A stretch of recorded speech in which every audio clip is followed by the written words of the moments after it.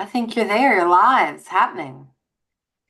Thank you, guys. Welcome, welcome, welcome. This is Jody Humphrey, and right now, myself and Kimberly Odie are taking the reins on this at the moment. We're excited to have you. It's Wealth Wednesday, and we're excited to be here with you. It's all about fundamentals, about getting better, and going out to financial battle. We're so excited about all the great tools and all the great processes and all the great activity that we have. We had a tremendous meeting this past Saturday here in Atlanta. I think it's going to pay great dividends as we go forward, as we go out and we're able to go and really teach people the fundamentals of what we do. And it was a great boot camp. We're so excited to have those of you that were here, those of you that are able to watch it by Zoom. I know it was a great experience. So, and today we'll carry that right over as we go forward. So, we're rocking into the year, ready to do phenomenal things. So, Tim, why don't you take the few minutes like you always do, start us out and with Tim's talks as we get going, and we'll set the tone for today. Hey, great. Thanks, Jody. Appreciate it. Hey, everybody. Good morning. Good afternoon, wherever you are. And good to see everybody's smiling face. Hi there, Rose. How are you?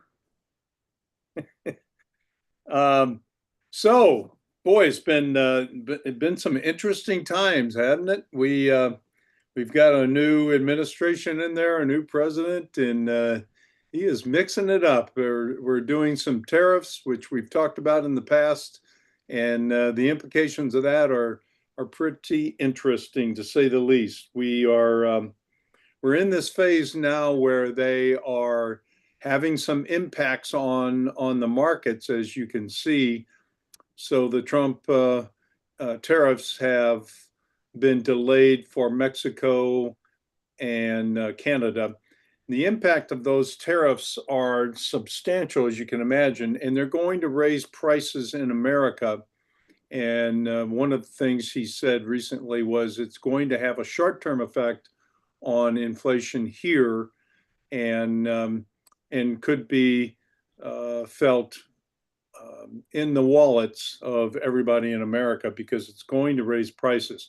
It was estimated per automobile, because if you think about what the implications are on a tariff, is that on the auto parts that are made, all the auto parts are made outside the United States pretty much. We're not a manufacturing country, no matter what everybody says. We assemble cars here. We don't manufacture all the parts, right? So the parts are made outside the US. They're brought in here through Mexico, China, North or South Korea, different countries around the globe, including Canada too. And so when they're brought in, they're assembled here, and the cost per automobile is going to raise another $3,000 per automobile, is the estimate now, because of the tariffs, the additional tariffs or taxes, that they're going to charge.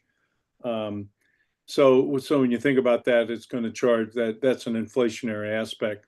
The Federal Reserve, as you know, did not raise or lower interest rates this past January meeting that they had.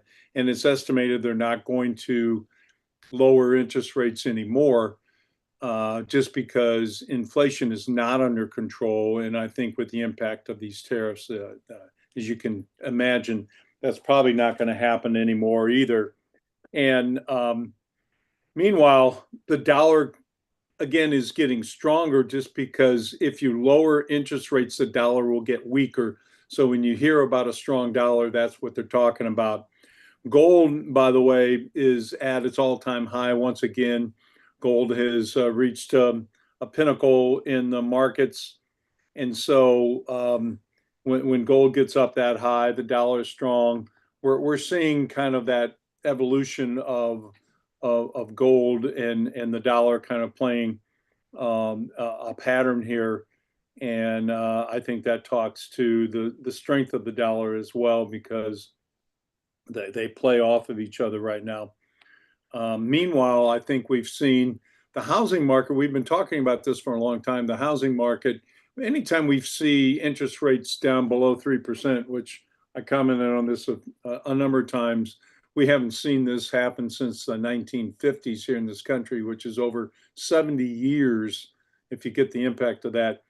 the housing market has really been dysfunctional, is what I would like to call it. We have we have a supply of homes now on the market is increased, but the only reason it's increased is because homes aren't selling. So you're seeing homes on the market longer, and so you're seeing the supply side increase, which I commented on if you see my remarks today.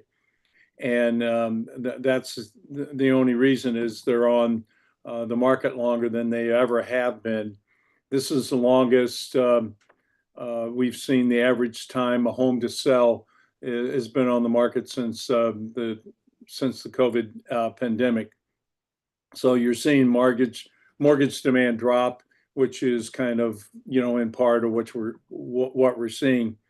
So yeah, these are crazy times. We're seeing a mixed bag of earnings come out. Just like Apple dropped, and we're seeing that kind of affect the market, the tech market, the tech stocks. This Nvidia thing because of the technology drop due to this DeepSeek over there in China. Their technology being able to create chips that are much cheaper than Nvidia. And so we're seeing, this play on technology. Technology stocks have what been driving the markets. And so when you have that kind of coming out, you're going to see a lot of weakness in the U.S. Equity markets because of this.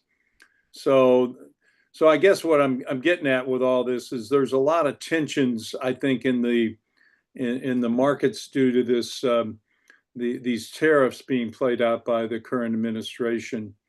One thing I want to talk about, one thing that I always loved about Warren Buffett is the simplicity of how he's invested over time. Zach and I were talking about that this morning, and this is the reason we use indexes. You got to keep investing simple. You don't want to complicate it. This is why you use professionals to help you to help you invest. This is why we do what we do. This is why this is why we're training you how to and help others, your clients, and educate them how to invest, because this this is a this is a business that takes professionals to coach others and teach and train. This is the uniqueness of what we do, the business that we do, because Warren Buffett has really surmised it into a perfect understanding of there are really three types or three categories of investments, and I want to break it down for you. The first kind is a monetized investment that is done through currencies, whether it's a British pound, a euro, the US dollar. I mean, pick a currency, doesn't matter. And those kind of investments are really, US treasuries, bonds, different countries issue their bonds, and you can buy CDs in different currencies around the world. And those are, a lot of times you refer to them as you've seen in my commentaries, the U.S. Treasuries, which I closely monitor because I think they have a certain indication of what's going on in the market and the way that they trade up and down, depending on what their idea of what the Fed's going to do, what the implications of the market are. But the treasuries and the bonds and the CDs, the banks, they're pretty much what I refer to as a fixed income kind of an investment. You're never going to get ahead with those kind of investments. Sure, they're safe, but what are they exposed to is devaluation. So you're never going to really grow your assets through those kind of investments. So that's number one. The second type of an investment that Buffett talks about are those that really don't produce anything. These are commodity type of investments like gold. Gold is a perfect example of investment. You can put money into gold, and sure, gold is going to perform in a certain kind of, situation where there's a flight to gold right now, and it's not a bad thing. It's an investment that will perform because people will buy it. And cryptocurrency is another example of something that it does well. It doesn't produce anything. Silver is another one. That it just it really performs basically because others buy it versus not selling it. So buying and selling really is the performance of it. And the third class of assets is really those assets that produce something like um, uh, like Coca-Cola. Let's say you buy a company like Coca-Cola. It produces Coca-Cola. They sell bottles of Coca-Cola around the world, right?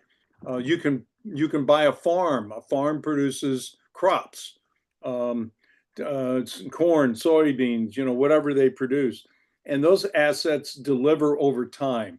And different companies out there, pharmaceutical companies, produce drugs over time. And what you're buying in these stocks and these equities of these farms or these companies are what they produce, and you're buying a value of what they produce. And that's what the stock market is all based on. And so what Buffett and companies, like the S&P 500 has done over time is you're buying into a share of those companies over time, and what we're doing is through these indexes are buying those companies a piece of those companies, and over time you're buying a percentage of those companies over time. What it's proven is through ingenuity and technology and performance, you're buying the management of these companies, and they have done very well over time. And these indexes that in our products and indexes and through annuities and IUL, what we've constructed in our industry is a way to protect the downside and to offer our investors a way to perform in the equity markets. And now that we're in, what almost 16 years of bull markets, which is almost unheard of without a correction, you can participate in these upward markets now and protect the downside. I mean, Zach, these are things that you can't put a value on investing in these kind of things, and I think it's really the secret sauce of what we do. Um, I mean, this is what WFS is all about right now, and this is why we're rolling this out, and it's such a powerful tool. The models that we have in WFS, Zach, you've talked about it briefly, but their performance. I know you're going to talk about this probably next week or the coming weeks ahead, but it's really powerful what they've done, and to have the ability to have a active money manager, somebody like Paul Dietrich, is really powerful. Yeah, absolutely. I think there's a couple things that I would kind of put a bow on top of what you just said, and one of them is the fact that, and a lot of people don't. This might go over a lot of people's head, but Integrity, who we're partnered with, more than likely will be one of the first IPOs that comes out as an IPO and goes directly into that category of investment, which is an institutional placeholder based on profit, based on all those kind of things, those things that Tim was talking about. So that's just a phenomenal opportunity to be here and involved with that and have the opportunities we have if we do what we need to do in building and growing our business. Secondly, that self-managed portfolio for the average investor, like Tim is mentioning, has been notoriously and historically disastrous. They underperform the basic indices. They certainly underperform tactical managers that know what's going on in the market. And if you think about all of you guys and where you are, what would your main concern be if the market were to tumble tomorrow? Would it? I mean, most of the people that we're talking to aren't going to be greatly impacted by the market downturn unless you're dealing with people that are in different different circles of wealth, right? We're all in the accumulation phase for the most part. I talked about this on our call yesterday. people are making a lot of money and they're 10 years away from retirement, and a lot of them have less than 1 year's income in their respective 401k or whatever else. So they could lose it all and it wouldn't necessarily set them back. So like Jody said, controlling our own personal economy, I think, is a really important thing to keep your mind in the right direction. Most of the people that you're talking to on a daily basis are more worried about what things cost and the impact of that than they are worried about whether the market's going to go up or down. If you were in the room last Saturday, I talked about how 10% of the population own 93% of the stock market. So that means that the other 90% of the population, right, are not going to be directly impacted in their accounts or their investments by a market downturn. We think it's coming, right? If you read Tim's thing, and thank you again, Tim, for putting those out on a daily basis. For those of you that aren't part of that WhatsApp group, if you want to be, then just ask and we'll add you to it. But it's a great daily snapshot that Tim sees as what's coming and how things are looking to shape up for that day, or any talking points that you might have if you have a conversation with somebody throughout each individual day. So, yeah, I mean, professional management indices that keep our own human nature and our own lack of knowledge or understanding from impacting the growth or the drop of our accounts. I tell people all the time when I talk to them on our WFS consultations, I say that the whole idea behind WFS ties directly in to Hubert's philosophy that we need to simplify complicated things for middle America. And that is exactly what we're built for, is to give them Wall Street caliber management in a very simple format that's broken down into 6, actually 7 buckets, because we have the 50-50, which is right in the middle. And it's so easy. 10 questions, points them in the right bucket, and we put them there and let the professional managers handle it from that point. So, Tim mentioned that I ran some hypotheticals, and from January 1st, 24 to December 31st, 24, our aggressive growth model as it's built right now would have been up almost 19%. That's with your hands being off of it, not touching it. So those are things that you just can't get if you're sitting behind your desk as a school teacher, or as even a doctor or dentist, or somebody that doesn't have access to that kind of tactical management. Most 401ks and those kind of things are set it and forget it models based on how old you are and how long away from retirement you are. So simplicity and learning is a big key. And Tim does a lot to keep things simple for us and to give us all enough to hear what's going on in the world, give us some talking points, and also keep us in line from a compliance standpoint. So thank you, Tim, for what you do and for being here as usual. Great. Back to you, Jody. Thank you so much. Yeah, great stuff, guys. And actually, I love that because he went right into the fundamentals of, what basic investing is, and kind of in the mindset. And what I do love, one of the points he made was that Warren Buffett, who's, he's obviously phenomenal. He's very simple. If you listen to him, he's very simple, and he's the biggest champion of the index concept that I've ever heard. If you go all over his different things throughout the internet, people are always asking him for tips and keys, and he always says, just go put money in an index type situation and let it grow. And then you add the index concept to the index contract, which is putting it inside of an IUL, then that is absolutely thermonuclear. And that's exciting for people to learn these simple concepts. So, one of the things I'm very excited about is that we have people acting on the things they're hearing. I just want to continually talk about the whole law of diminishing intent, which means if you hear something and you're fired up about it, but you don't go tell anybody, it loses value. The converse is true also, where if you go out and you do start talking, you have momentum. I got a great message earlier from Noy, who came up from Orlando to be at our meeting on Saturday, and she went back. She loved the whole thing, and she's went out and told the story of the brother A and brother B, Zach, 10 times, and has 10 different people ready to go. Just that's the kind of things you need to hear. Is that when you hear a concept, any concept, just the things Tim just said. things that you'll pick up later in this conversation. Go act on it. These are for you to go act on. And that's got to be, we're not here to give you, a Netflix for 1 hour on Wednesday, just a little presentation to make you feel good. It's for you to be able to be empowered and for you to go out and to open your mouth, because this is what's on people's minds and they're looking for answers. And that's very exciting. So Zach's going to lead the conversation now, talking about, when you're there, you're sharing the information, and it comes time to move to that F&A side. Some keys and some great ideas to make you comfortable to not only gathering the information for a great fancy F&A, but also some things that you can do right there. So Zach and Kimberly, you guys can go over that. Okay. I think we'll probably feed off of each other because we've had this discussion for the last couple of days as far as what to cover, what to talk about.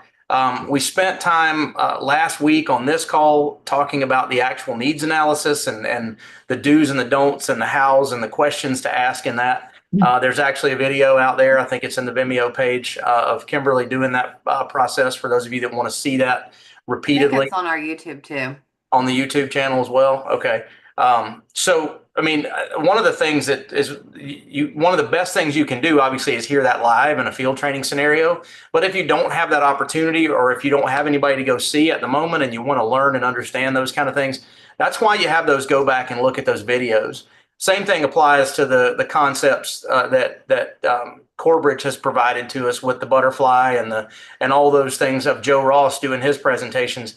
There's client approved versions of that if you go through our back office to the Corbridge page, where you can listen to that over and over again. But you could also sit down with the client and push play if you don't want to say it yourself. They're the client approved presentations.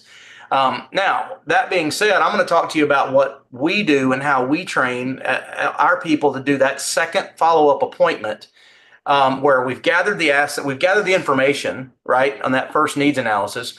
We go back, we sit down, we look it over, and we put together a plan, right? And I think Kimberly's talked a lot about what we're looking for when we do that. We're looking for monthly money that we can redirect, not necessarily cutting off the cable bill and those kind of things, because people won't stick to that. But things like overfunding 401ks that aren't matched, and things like, possibly rewriting their insurance for a lower premium now that we've got all these longer life tables and things like that, where if you could just replace it with cheaper insurance. And then we're looking at, obviously, what they can afford to set aside on a monthly basis. And we come to a number, right? If they're overpaying credit cards, we can teach them the waterfall methods and those kind of things so that we can come to a number that we come up with, right? Based on what we ask the questions. Our final question every single time is, in addition to what you're currently doing, how much can you afford to set aside on a monthly basis to help reach your financial goals? Remember that we just sit and wait after we ask that question until they give us an answer. Regardless of what the analysis looked like to that point, you're going to wait for that answer. That's going to be the cornerstone of that next appointment, which is that number they give you plus monies that we find, and how we can put them into products that we offer to help move them down the road. But I want to give you a couple of concepts, and Kimberly, I know you talk about these a lot too. And if you were there Saturday, you heard it. But there are things that you need to know in order to give somebody a successful plan, or at least a light at the end of the tunnel. One of those is going to be, how much money do they want to have coming in retirement on a monthly basis? And then secondly, what is that date for them? How far down the road is that date? Does anybody that you can unmute, you can raise your hand, whatever, if you can tell me what is the fastest way, first of all, to ask them what they want to have coming in retirement? What do you ask them, right? Who's got a good question for me? How much do you need on an annual basis? Or how much do you want on an annual basis to be able to pay your bills and live the lifestyle that you want when you retire? Yeah. If everything is exactly like it is right now, how much money would you need coming in on a monthly or an annual basis, either one of those, to live the way you want to in retirement? They're going to say, well, my mortgage is going to be paid off. My kids are all going to be out of the house. I won't be paying for them anymore. All those kind of things. And you're like, yeah, no, it won't. It won't. 99% of people never pay off their mortgage. They just refinance it, or they sell and move and buy another house with a new mortgage.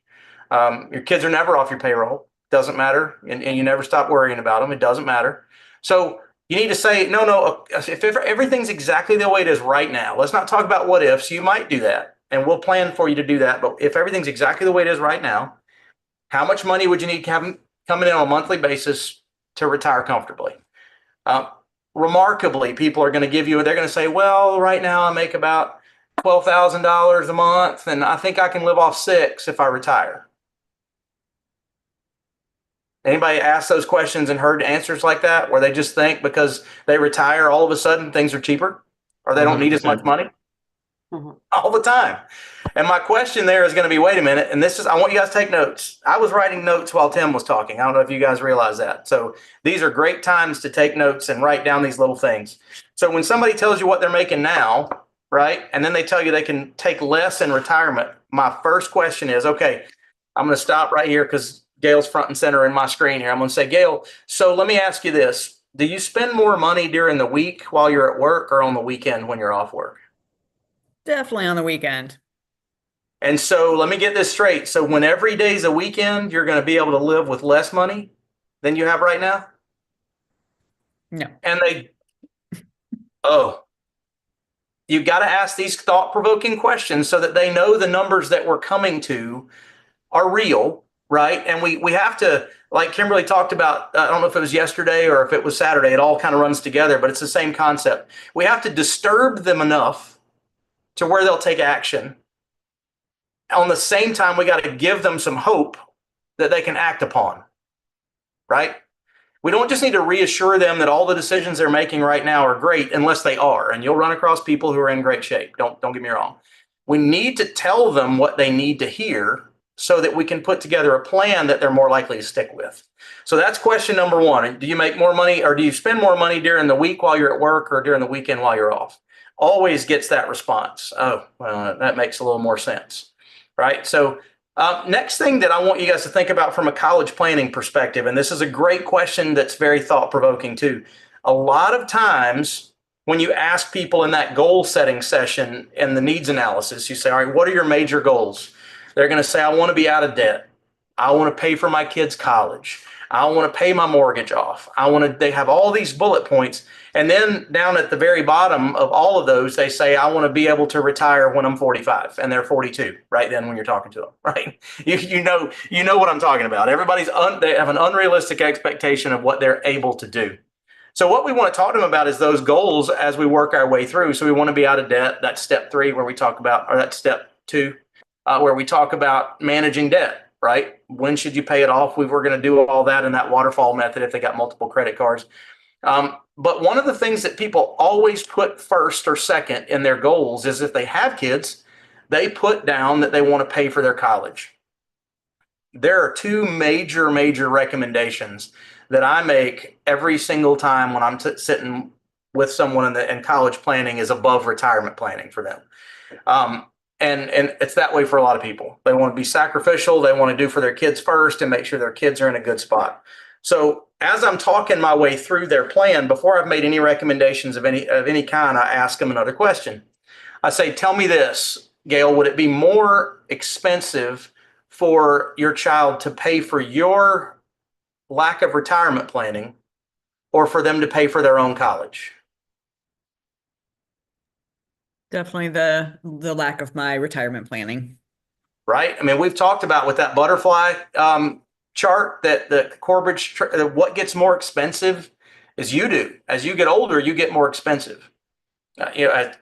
College is one of those costs that it is what it is if they choose to go.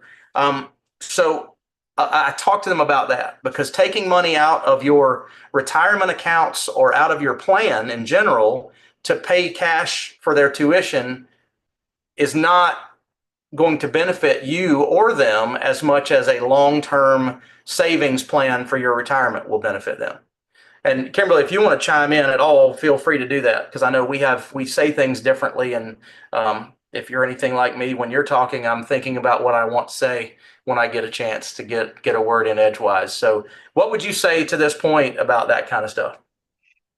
Well, I think right now you're just talking about, things to say and how to overcome some objections or just bring some thoughts back to their mind. So I don't know that I have a ton to say about all those pieces. I do want to talk specifically about 529s and FAFSAs and IULs and things like that, but I don't know that that's quite where we are to make that flip. So, Well, I was going to get to that right now, so we can make that flip in just a second. So to finish that conversation about paying for college, what I say to people, and this is what we've told our own kids, is that here's what the deal is. I want to pay for you to have, and our parameters are an in-state public education, and that's my dollar figure that I want to pay for you. If you want to go out of state, or if you want to go to a different university or a different whatever, then the difference between what the University of South Carolina or Clemson, in our case, costs, and that school is going to be something you're going to have to make up with either scholarships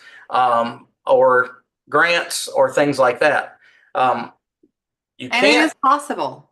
It very much is possible. I mean, we have one daughter that went to a private school in upstate New York, and she got money for rowing. So that's it's possible to do, very much so. But as they know that and they understand that, that's one piece of it. The other thing I tell parents is when you send your kids off to college or they go off to college, what is the goal of that experience? Obviously, it's to grow and learn. Kimberly, what's the goal of that experience? To get a diploma, to finish. To finish, right? To finish. So how many people, I can't tell you, it's countless number of people that we talk to, and they're like, well, so little Johnny went off to college and I paid for his tuition for the first, 2 semesters, and he decided it wasn't for him. And, now he's working that's great. I mean, there are many, many paths. I mean, there is definitely a trade shortage in our country, and it's becoming more and more profitable to go routes other than traditional higher education. But I tell my kids and I recommend to our clients, listen, if you want to pay for their tuition, then let them get loans, let them borrow money. Payments are deferred. Interest is tax deductible on those loans until they graduate. And when they put a diploma in your hand, then that's when you say, good job, little Johnny. And you make a decision out of your assets. Am I going to pay this off in a lump sum? Or maybe it's better for me at that point in my personal finance to just pay their loan payments for them. But I have a choice. But if I've taken that money out of my IUL, if I'm using that tool, or if I'm taking that money out of my other retirement assets and they don't give me that diploma, right? They don't get finished. The money's gone. The goals weren't actualized or realized, and they have no consequence for that. So understanding that if they stop early, they have loans that are in their name, and they're going to be responsible for making those loan payments when they kick in 6 months after they're no longer a full-time student, right? So once you come out of college, you got 6 months to get your job, get your feet on the ground before those loan payments kick in. That's when that deferment ends. So having the ability to explain this not only to your clients, but to them so they can talk to their kids in a way where they're prepared for this is incredibly important. But when you look at and we'll dive into this a little bit deeper, but I talk about the IUL all the time as a cornerstone. Obviously, you got life insurance as the foundation to make sure that this plan is self-completing that we put together. Remember those words. I want your plan to be self-completing. If you're here or if you're not here, your family's going to be devastated emotionally, but there's no need for them to be devastated financially. That's step one. Secondly, now let's talk about the best tool that we can use in any direction. We can point this vehicle in any direction, whether it's college funding, whether it's retirement planning, whether it's borrowing from myself as being my own bank if I have enough money in there to do that. Wherever I want to point that, we have one product and multiple different variances of those from our different providers. But the Index Universal Life is a fantastic place to start if you qualify for it. That's the way I tell the client when we're sitting down. I'm going to give you some recommendations. And can afford to fund it. If you qualify for it, and I'll already know if my recommendation is going to be, if they're going to be able to afford to fund it, or I wouldn't even talk about the product, right? But yes, exactly. You got to have time and you got to have money, or more or less of one or the other. It's a sliding scale. The less time you have, the more money you got to have to make it work. But I explained to them, leave that money in there and let it continue to compound for those 4 or 5 years it takes your child to graduate. Then your bucket's bigger to pull from, right? It's instead of depleting it semester by semester, you've let your money grow for another 4 or 5 years, and you can choose whether you want to make the payment or you can choose whether you want to reach in and pay it off. But if you talk about retirement preparation versus education preparation, sometimes they're like, listen, kids, I got to make one of these choices. And if I leave that money alone, this illustration shows that my income is where it needs to be at retirement. But if I take it out, mom and daddy are going to be living with you. And we don't want that, do we? And so we can have that conversation. And people are so grateful for the information and for the knowledge and all those kind of just little tidbits to be able to explain those kind of things. Kimberly mentioned 529s. Those are a very common college planning tool. One of the things that you need to be aware of with a 529 is in most cases, those become an asset of the child. They become an asset of the student. And so they're calculated in all of their financial aid requirements and everything in FAFSA. FAFSA changes so much, I can't keep up with it. I thought you were going to let me talk. Well, go talk. Ha ha ha. Okay. I'm the one that's been doing our FAFSA for the last 25 years. I cannot tell you anything about the actual FAFSA application other than I'm like, Zach, it is due, go do it. Fix it, right? Federal application for student aid is what FAFSA is. And no matter anybody that wants to borrow money or wants to apply for any kind of scholarship, they have to put all of theirs and their parents' information in that document. Go ahead. I was just going to say, you know, parents want to plan for their kids' college education because they do. And Zach kind of gave you some ideas and some thoughts behind that. I've seen parents put $500 a month into 3 different kids' 529 plans, but they're not putting anything into their retirement plan because they can't afford it, right? And they just need to understand that while we understand their priority, they need to be educated. And most of the time they flip that. Most of the time they're like, oh. But the other thing, and remember in our world, in any world probably that we're in, Google is our friend, right? So quick Google search that I just did while we were sitting here was how do 529s count against us, right? So do 529 plans count against FAFSA? Yes, they count against FAFSA, which is the free application for federal student aid, which is obviously a need-based application. It says parental assets. A 529 plan owned by the parents are considered parental assets, and up to 5.64% of plan's value is included in the financial aid calculation, right? So even if you need money because you don't have nearly the income that you think you need to have to get college, this will count against you because you thought you were doing this, helping your children, right? You thought you were doing the right thing. A 529 plan that is in a student's name, I have a 529, I don't really, but I have a 529 plan for Emma because I want Emma to have a 529 plan to go to college. 529 plans owned by students are counted as their own assets, and they take 20% of the account value. So you think that you're helping your kids, but you're really hurting your kids if they would qualify for financial aid. If a grandparent owns a 529 plan, because a lot of times their grandparents like, I'll do this, I'll pay for college. Withdrawals from the grandparents' financial or 529 plan don't affect aid, but they are considered income of the student. And if students have income, that affects the 529 plan. So even though our intention is pure to help our kids and save for college and all this kind of stuff, a lot of times we hurt them more than we're helping them. Not to mention, we won't even go into the fact, what if they don't go to college? What if, right? Yes, I know it can be rolled to IRAs and all this kind of stuff, but who wants to pay taxes on a bigger amount later? Doesn't make sense to me, right? But does cash value life insurance, just side by side, does cash value life insurance count against FAFSA? No. The cash value of a life insurance policy is not reported on the FAFSA. However, it could be on a CSS profile, which is I think private schools use that to determine non-government financial aid. The FAFSA is an income test, not an asset test.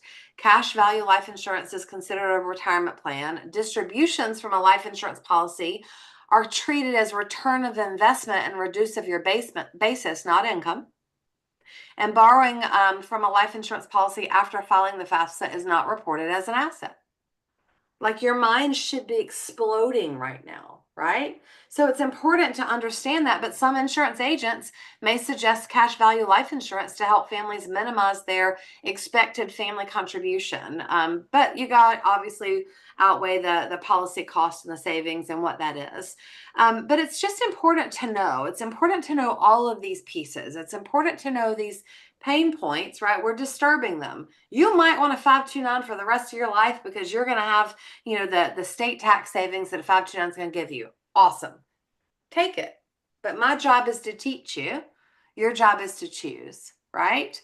So anyway, just all these different bits and pieces and things that you will learn throughout the years, and you will learn to ask the questions, right? Ask the questions, see what your client's goals are. What are they looking for? What do they want to do? And then how does that affect them later?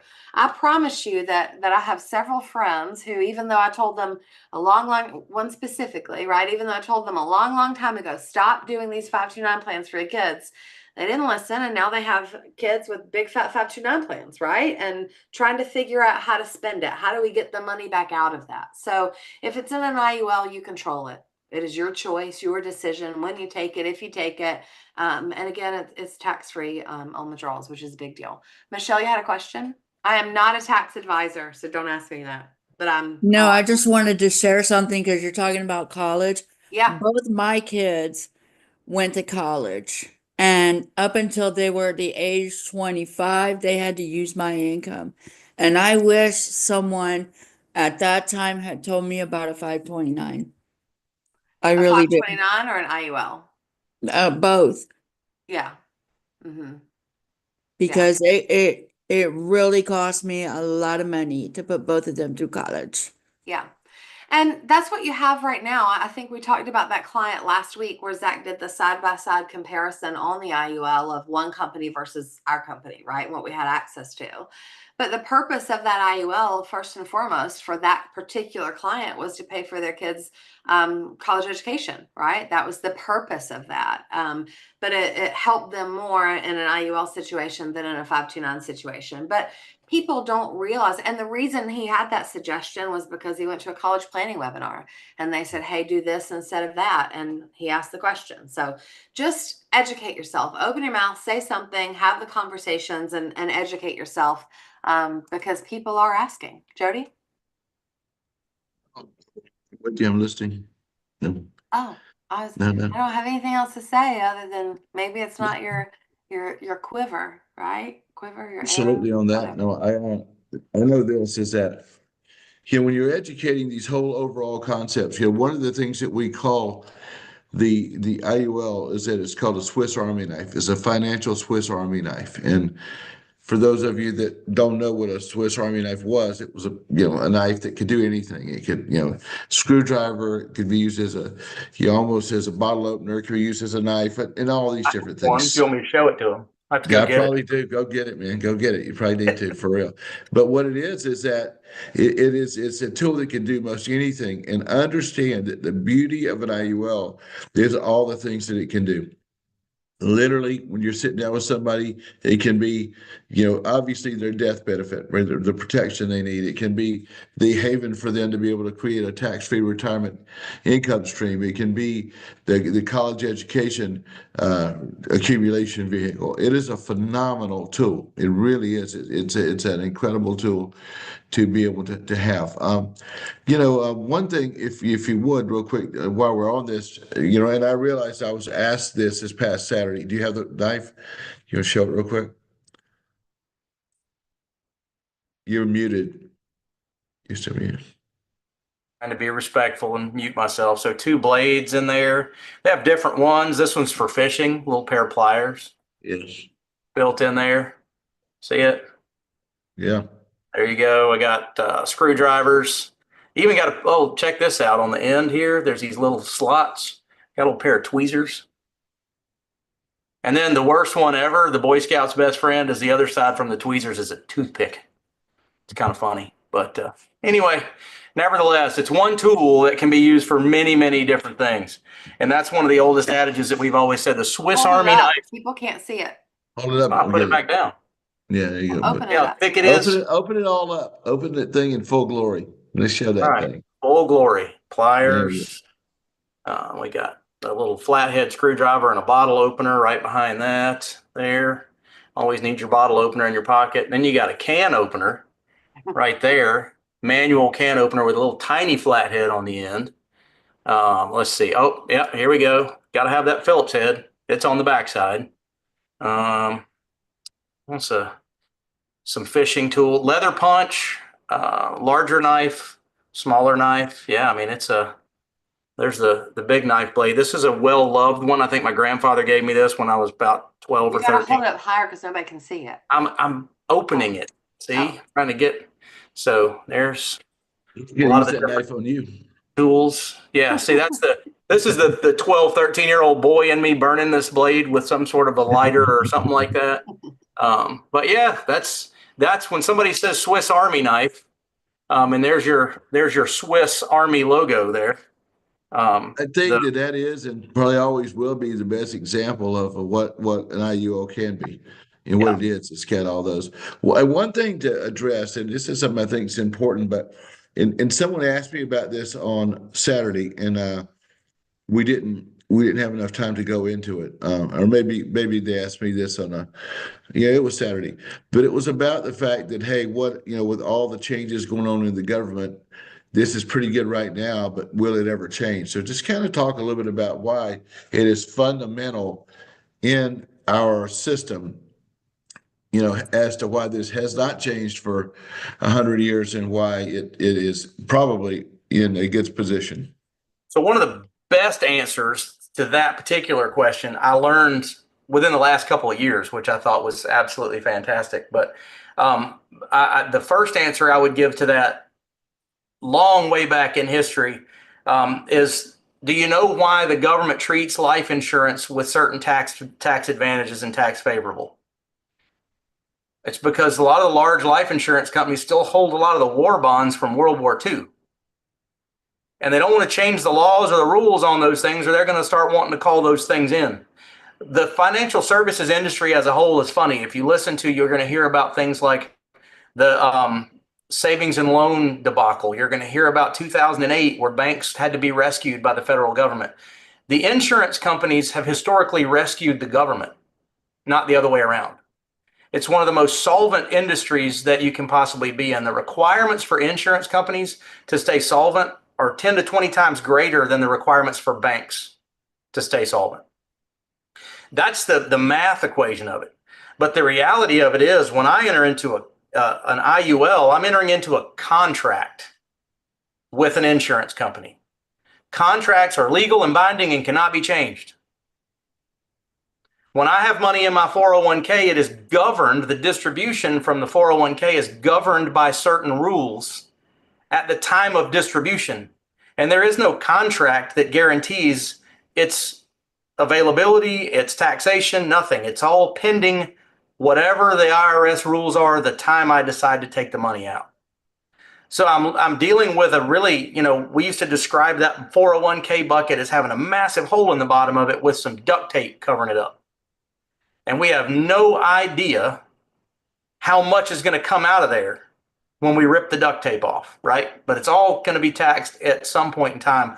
Whereas the life insurance companies, you're in an actual contract. Everything that you see in writing when you sign that contract cannot change. It's just like people freak out when their mortgage gets sold from one bank to another bank, or they're serviced and they got to pay to it. They can never change the interest rate. They can never change the term of that loan unless you sign new documents and refinance. You're in a contract that has parameters that are associated with that. Is that what you wanted me to say, Jody? I know Kimberly unmuted, so she wants to clarify something.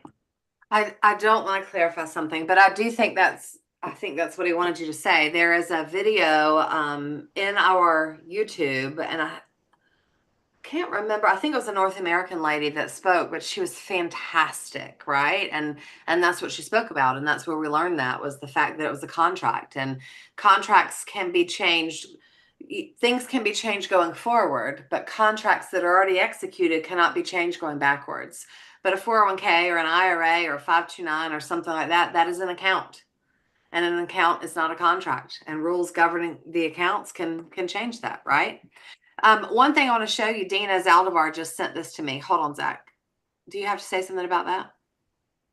Are you changing Just one subject thing. from 529s? No. Yeah.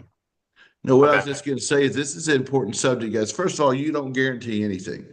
When you're out talking to somebody, you don't guarantee anything because it's just how it is. But historically, and then you go study the amount of money that banks have in cash values, how much money congressmen and senators have in cash values, and they're the ones who make up the vast majority of the money in those. So it creates a scenario, and it's really never even been discussed um, to be changed. It's been a trial balloon floated once or twice, but no one's even really ever got any legs, and that's how powerful. I know, Greg, you're pretty up on this too. If you do you have a comment on this? Maybe While not, we're but let's while go we're ahead. waiting on him to unmute, I want to show you this because Dina just sent this to me. And it's What was something that, Dina? that she took from a picture that you had at a presentation. So I thought it was great and perfect, combination or conversation starter. So, an IUL is like a financial Swiss Army knife. You guys saw that Swiss Army knife, right? So it has a death benefit.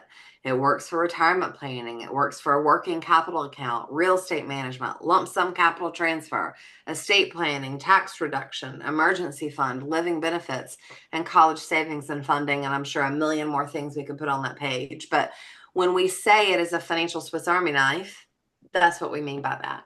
And that's a good visual. So thank you, Dana, for sending that out to us. Perfect. Yep. I have a question that didn't come through the chat. There's a lot of chats and guys, I'm sorry, I don't look at the chat a lot. I'm watching the chat. We're good. Okay. But James sent me a text to ask about a 529 plan. He's got a client that's got 65,000 in a 529 plan, and they don't intend to use it for college purposes. So it's qualified educational expenses. That's the terminology. So it can be used for trade school. It can be used for housing. It can be used for books and things required for school. So that it can be used for all those different kind of things. But long story short, if there's a dollar figure left in that account that is not used for qualified educational expenses, it basically becomes an IRA in that client's name. So it's behind the tax wall officially. If you don't use it for qualified educational expenses, then you are going to pay tax on everything in that. So that's the way the 529 plan works. Is if you can put it in, it's kind of like a Roth for education only, right? So you can avoid the taxation on that if you use it for the qualified reasons. I just posted that video of legislative risk to the WhatsApp group. So you guys should have that from our YouTube recorded later. But anyway, just tons of information. Like I know we're running up to time, but so much information out here, and it's fascinating. I tell people all the time, you get into this business and you never think that you'll know it all, but the more you know, the more you want to know, right? And it's just this Pandora's box of concepts and thoughts and ideas, and that's what today is designed for us, for you guys, is just to think, right? Just to make you think. And when you hear people talking about things, ask questions, right? You will not always know all the answers, but we have plenty of people that do, and Google is your friend and all that fun stuff. James? Yeah, absolutely. Thanks for that explanation, Zach. Great training today, by the way. I think this is all really important. Obviously, we got a lot of family members here on this call and with kids at home, and we're definitely encountering a lot of clients who definitely want to take care of their kids first before that retirement. So I think the talking points were definitely necessary for us to hear. Zach, real quick, with that 529, I know Scott just chimed in on the chat. The tax and penalty implications. Obviously, they'll pay state and federal taxes. Is there like a 401k IRA? Is there at 10% penalty as well, or is that obsolete, just taxation? And go ahead. Yeah, it falls under all the normal distribution rules from a qualified account. If it's not used for educational expenses, it's going to be taxes, penalties, the whole nine. So I would. There are many, many ways. I mean, I have a very good friend that Kimberly talked about who he's been max funding cash value life insurance since we met with him, 15, 18 years ago, but he's also been funding 529s for his kids. And I think 3 of the 4 of them are going to go a different non-traditional route, and they're having to, but they're able to pay for like she's paying for her apartment as school housing for whatever school she's going to, taking that money out of the 529 plan and doing it that way. Again, I'm not the tax advisor. And remember, don't give tax advice. You can tell people in theory, this is what you understand. But if Yeah, they I have also want specific to tell questions, you, like, Google is your friend, right? Like, if you ask me a question like that, I'm just going to look it up, right? Google is your friend. So Google it, look and see those basic. If it's a deep dive, you're not going to know the answer to that. They need to speak to their CPA. But basic rules are there, right? Obviously, this is AI overview. You can go read all of it, but may incur a 10% penalty in federal income tax if they aren't used for qualified educational expenses. But there are some exceptions. So here are those exceptions, right? And you can scroll down through those. So just, if you don't know, research it, right? We are in a world of answers at our fingertips. So go use your resources and get your answers at your fingertips, right? And you never have to say something you're unsure of, because you can double check before you actually say it, right? It's a big deal. I just want you guys to know that. Hey, And also, Kimberly. one of the things also is that you'll know that that's what Wednesdays are for. Get here on Wednesdays, ask those questions. And I would imagine that if Mauricio was here, you would be saying that Leader Mastery will also have most all the basic things like this in it. And I think it probably, honestly, I would almost bet you right now that it does. I just know on Saturday, I thought three things that we needed, and he quickly showed that they were there in great detail and more than I asked for. So, use that as a great resource. So guys, thank you for being on. It's great information today. It's all fundamentals. And these are things that you need to know to go build your house. And number one, to give you confidence so that you can go open your mouth as we go forward. And let's make this an explosive month. It's all about activity, activity, activity. And that's fueled by confidence, which just spins off of each other. And if we don't do that, nothing else matters, because that's what it's about. So let's make it happen. Thanks, guys. Great job. All everybody involved. Have a wonderful day. Thank you.